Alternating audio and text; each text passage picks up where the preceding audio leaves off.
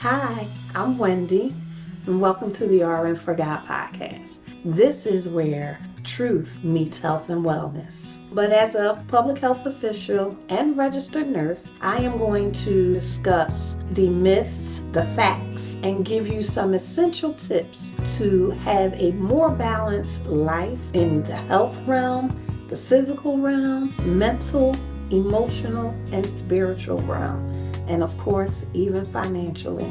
Take this journey with me and let's dive in. See you soon. Toodles. Hey, everybody. Welcome back. I'm so excited to be back in front of the camera, talking to you all this new season. Yeah, I just did a quick first season, and now here we are with the second season. So that everyone understands, I am about health and wellness for the total human being, right? So that includes your physical health, your emotional health, your mental health, your spiritual health, and even your financial health. So those are the areas that I look forward to in my life to maximize and to live at my highest potential. So that's what I want to share with you all. So having said that, we're going to start off this season with the state of affairs. What is happening in our country right now as we speak? So at the time of this recording, the president that was elected, who is our president of the United States, he, according to NBC News, he has done more than 50 executive orders. Now, if you go back last season, I explained to you that as the president, the executive branch, his power comes in making executive orders, the ability to veto laws, control foreign policy, and mandating how laws are enforced. So out of these 50 executive orders that he did, I'm going to talk about a few of them that I've been seeing. Some I've been seeing being discussed out in the social media diaspora. Also, I have been seeing things discussed on the news. Some things are a little personal to me. So I just wanted to touch bases on these because as a people, we have to come together. And we have to come together. So, and we have to know and understand what is actually happening. And when I say that, I mean, do the research yourself. Don't listen to the bobbleheads, don't listen to the commentators. They all have good opinions and all of those things. Because I listen to a few myself, but I then do the research myself. I look it up myself so that I can understand what this actually means and how it's going to affect me as a person, as a citizen of the United States, and as a consumer. Because a lot of these things are going to affect our money. So let me give this disclaimer. This is not for me to tell you what to like or dislike. I have my own opinions, but what I want to do is make sure that I'm giving you all facts. One, I'm an independent voter. I am neither Democrat nor Republican. I am an independent voter. And I'm an independent voter because I don't vote based on party. I vote based on the person's voting record. And if they vote according to the things that I value for myself and for what I need. So I heard Stephen A. Smith say he is conservative with his money and democratic with policies and cultural things, which I understood that 100%. And the Republican Party at its base, I don't know what they're doing now, but they used to promote less government in your personal business. And the Democratic Party is supposed to be the party of social awareness and helping the underdog.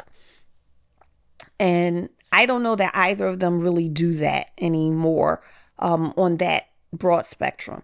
But that's not what I'm here for. I'm not here to debate the parties. I'm just letting you know that I don't have an allegiance to any party. So I chose these different executive orders, like I said, because I've been seeing them discussed in the social media world. I've been hearing people talk about them. I've had conversations about different ones amongst my friends and family. And I think these are ones that are very important and impactful, especially to our Black and Brown community. So first one I'm going to talk about is where he did an executive order for holding former government of, oh, and I can say some of these I'm just really being petty with too. So this first one here, he signed an executive order holding former government officials accountable for election interference and improper disclosure of sensitive governmental information. So that means, and I'm quoting this from the NBC News website. So this means that it revokes security clearances of 51 former intelligence officials who signed a letter stating that allegations surrounding Hunter Biden's laptop had been tied to Russia, instructs agencies to issue a report detailing any inappropriate activity related to the letter and any additional disciplinary actions. So I don't know anything about what was in Hunter Biden's laptop because I didn't see his laptop. But the reason that I brought this one up is because down here you establish and implementing the president's Department of Government Efficiency, renaming the United States Digital Service as the U.S. Dodge Service. And this is to create guidelines for this new organization aimed at modernizing federal technology and software to maximize government efficiency. So who's over Dodge? A non vetted civilian that's running Dodge, but you over here, the other one. So those two are hitting each other in the head. They don't even match up. So you can't say on one executive order, it should not say. He is saying it, but it should not be this way. And I hope that one of the parties, one of the groups, bipartisan groups, steps up and takes this to court to, get this revoked, because you can't say that you want to hold people accountable for and have disciplinary action for any inappropriate activity, but you have another person that is not even a vetted civilian, that is not even a vetted government official in Dodge. So you are having this person go through people's personal information and that kind of thing. So let's make those two make sense. Okay. The next one is ending racial and wasteful government DEI programs and preferences. So this is about ending diversity, equity, and inclusion and accessibility programs. So it says that, I'm not going to read the whole thing because we already know what that all is, but it also directs the government to terminate all positions related to DEI. So diversity, equity, and inclusion had to happen because, okay, let me backtrack one statement. I read somewhere where it said that the reason that he did this is because he said that the Civil Rights Act covers all of that.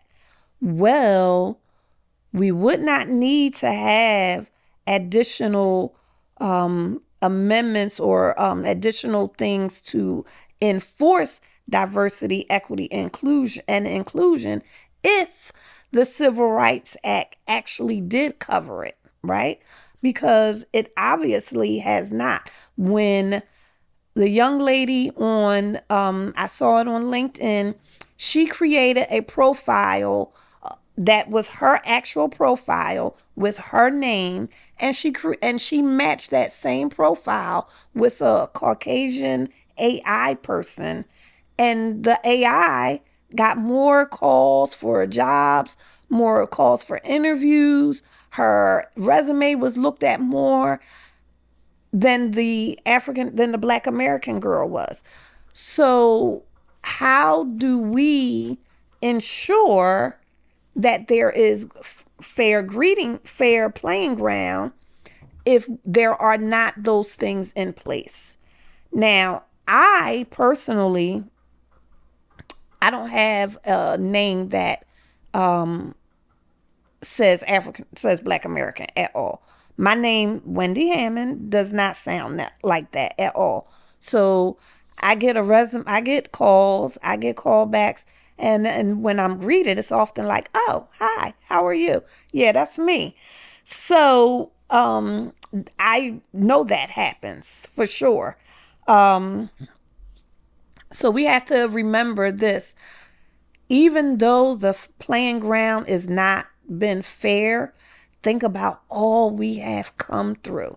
Think about all we have accomplished. I was at a listening to some congressmen speak the other day, and they all reminded us, like, we came from slavery.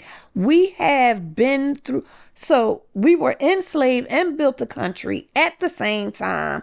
While we were not even being fed healthy, we were being whipped and torn down and not able to really share love with one another because they would tear families apart. We had community amongst each other, but that was it. So we came from that. We're going to get through this too. So when they say, "Oh, we taking this away," it's all, take it away. Because you know what? I've been seeing how we have begun to come together, and how we have been beginning to buy black, how we have beginning to support one another, how we have beginning to come together as a community in order to stand on our own 2 feet together. Okay, so another one was reforming the federal hiring process and restoring merit to the government service. Well, that goes back to, you got your boy who is unvetted civilian in all of the records. Withdrawing from the World Health Organization. So I am a public health service official. I'm working on my degree, my master's in public health. And the World Health Organization is an organization that we need to be a part of. We need to continue to help fund everything that they do, because we are still a part of the world. We are still a part of this earth. And as as large as it used to be, it's smaller, because you can go from one continent to another. You can transfer, move throughout the world much faster than we could before. So we need to be aware of and know when areas have different outbreaks and things like that, so that our borders, so that we can be safe and protected.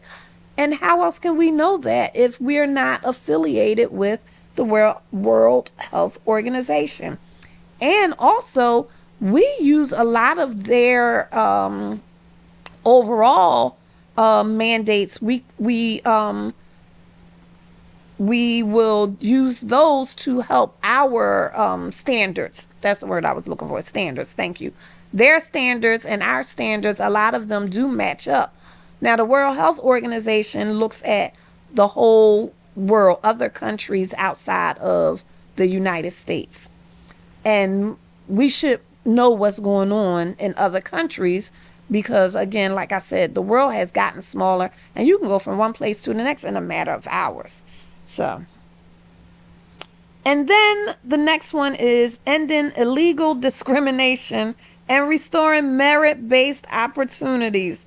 So again, that goes back to the young lady who did the experiment on LinkedIn. And I hope that she writes a paper or makes a book or something out of that, because that was pivotal for here in 2025, like maybe 2024, that she did that. And it lets people know, if people doubt it, that racism still exists. It's not a word that I like to use, and it's not my first go-to, but you know it when it happens. And I'm the person that's just like, you know what? Thank you for letting me see that you're a racist, because guess what? I don't like racists either. So if you're a racist, you can stay over there and I'm going to stay over here. I don't like it when people hide behind it, when I don't know and I have to figure it out. But you can pick that up on how they move, how they talk, and all of those things. So what I do is I make sure that they understand that I'm aware, and maybe they didn't know, but as I heard someone say, they do know, and that's what they choose to do. So I wanted just to come on and say to everyone, these executive orders, a lot of them are being challenged. A lot of them are being challenged. And I know I saw someone say Target, their stakeholders are suing the company because their shareholders did not know they was going to lose money. So that's a good impact. That's a good impact for us. That's a good benefit for us as a people. So keep doing what you're doing. I would love to connect so that we can come together with a plan as a people, so that we can keep moving forward. Because y'all, we can change things in 2 years. A lot of people keep talking about 4 years. Yeah, the presidency is 4 years. But the people that make the rules, that make the laws, they get votes every 2 years. So that's the midterm elections. The midterm elections are really the important elections. Yes, the president is the face of the United States, but his power is not as great as the legislative body. The legislative body, Congress and Senate, they write the rules. They make the rules. So those are the people. And right now, the Republicans have it all. And everybody is just, cowing down like the dog you done whipped so much and not standing up. I've seen a few people. I've seen Maxine Waters on TV. Of course, Jasmine Crockett. I've seen a few others standing up and speaking out. But we got to do something in 2 years. So stay tuned. I'm making a video to show everyone how to look up people's voting records and vote accordingly. So thank you very much for tuning in, joining on the podcast. Make sure that you like, make sure that you subscribe, and make sure that you follow, and leave me a comment and let me know what you think about the topics that I'm discussing. And I'll see you next time. Toodles.